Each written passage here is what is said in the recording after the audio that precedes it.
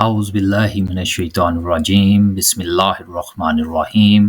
حضرت عبد المطلب کے تمام بیٹوں میں سب سے زیادہ باپ کے لاڈلے اور پیارے حضرت عبداللہ تھے، چونکہ ان کی پیشانی میں نور محمدی اپنی پوری شان و شوکت کے ساتھ جلوہ گر تھا، اس لیے حسن اور خوبی کے پیکر اور جمال و صورت و کمال، سیرت کے آئینہ دار اور عفت و پارسائی میں یکتائے روزگار تھے۔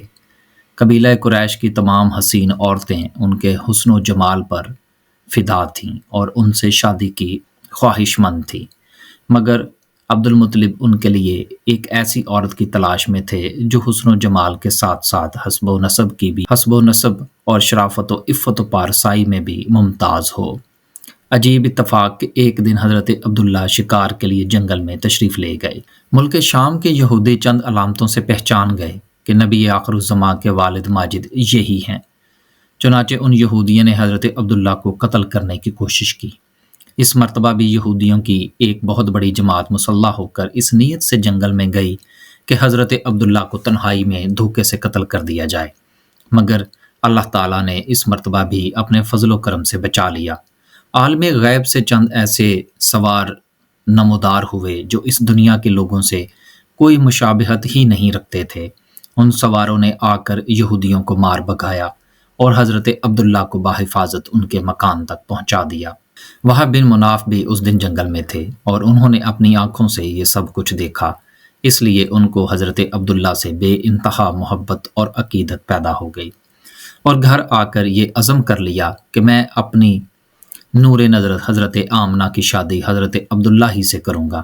چنانچہ اپنی اس دلی تمنا کو اپنے چند دوستوں کے ذریعے انہوں نے حضرت عبد المطلب تک پہنچایا۔ اللہ کی شان کہ حضرت عبد المطلب اپنے نور نظر حضرت عبداللہ کے لیے جیسی دلہن کی تلاش میں تھے، وہ ساری خوبیاں حضرت آمنہ بنت وہب میں موجود تھیں۔ حضرت عبد المطلب نے اس رشتہ کو خوشی خوشی منظور کر لیا، چنانچہ 24 سال کی عمر میں حضرت عبداللہ کا حضرت بی بی آمنہ سے نکاح ہو گیا، اور نور محمدی صلی اللہ علیہ وسلم حضرت عبداللہ سے منتقل ہو کر حضرت بی بی آمنہ کے شکم اطہر میں جلوہ گر ہو گیا۔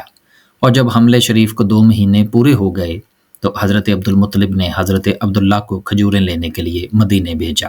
یہاں تجارت کی غرض سے وہ ملک شام روانہ ہو گئے۔ وہاں سے واپس لوٹتے ہوئے مدینہ میں اپنے والد کے ننہان بنو عدی بن نجار میں 1 ماہ بیمار رہ کر 25 برس کی عمر میں وفات پا گئے، اور پھر اس کے بعد وہیں مدفون ہوئے۔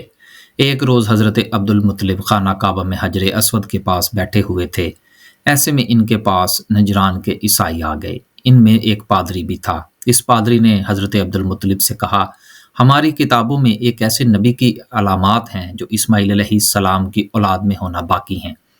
یہ شہر اس کی جائے پیدائش ہوگا، اس کی یہ نشانیاں ہوں گی۔ ابھی یہ بات ہو ہی رہی تھی کہ کوئی شخص آپ صلی اللہ علیہ وسلم کو لے کر وہاں آ پہنچا۔ پادری کی نظر جو ہی آپ پر پڑی وہ چونک اٹھا۔ آپ کی آنکھوں اور پیروں کو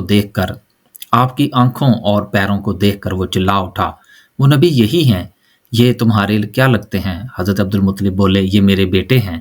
اس پر وہ پادری بولا، تب یہ وہ نہیں، اس لیے کہ ہماری کتابوں میں لکھا ہے کہ اس کے والد کا انتقال اس کی پیدائش سے پہلے ہو جائے گا۔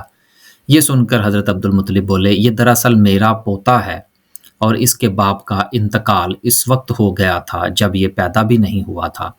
اس پر پادری بولا، ہاں یہ بات ہوئی نا، آپ اس کی پوری طرح حفاظت فرمائیں۔ حضرت عبداللہ بن زبیر رضی اللہ تعالی عنہ اپنے والد سے نقل کرتے ہیں کہ قبلہ لہب کا ایک آدمی فال نکالنے والا تھا۔ جب وہ مکہ آتا تو قریشی اپنے لڑکوں کو اس کے پاس لے جاتے، وہ ان کو دیکھ کر ان لڑکوں کے بارے میں انہیں فال دیتا تھا۔ حضرت زبیر کہتے ہیں کہ ایک دفعہ حضرت ابو طالب کے ہمراہ باقی لڑکوں کے ساتھ حضور نبی علیہ الصلوۃ والسلام بھی تشریف لائے، جبکہ آپ صلی اللہ علیہ وسلم ابھی لڑکے تھے۔ اس فالنے والے نے ایک نظر آپ کو دیکھا، پھر اپنے کام میں مصروف ہو گیا۔ جب فارغ ہوا تو کہنے لگا، اس لڑکے کو میرے پاس لاؤ۔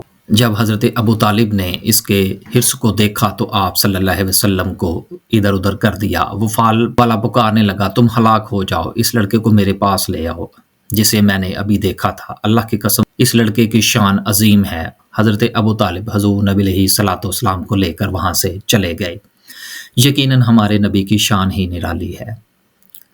سرکار کی آمد سے پہلے ہی کتابوں میں جو ذکر موجود تھا، یقیناً جو غیر مسلم ہیں وہ اس سے آگاہ تھے، لیکن سرکار کی آمد جب اس دنیا میں ہو چکی تو اس کے بعد بھی بہت سارے غیر مسلم سرکار کو دیکھنے کے باوجود بھی ان پر ایمان نہ لائے، یہ یقیناً ان کی بدنصیبی ہے۔ اللہ تعالیٰ ہمیں حضور نبی علیہ الصلوۃ والسلام کے اسوہ حسنہ پر چلنے کی توفیق عطا فرمائے، آمین ثم آمین۔ ایسی مزید ویڈیو دیکھنے اور سننے کے لیے ہمارے چینل کو لائک اور سبسکرائب کریں۔ اللہ حافظ۔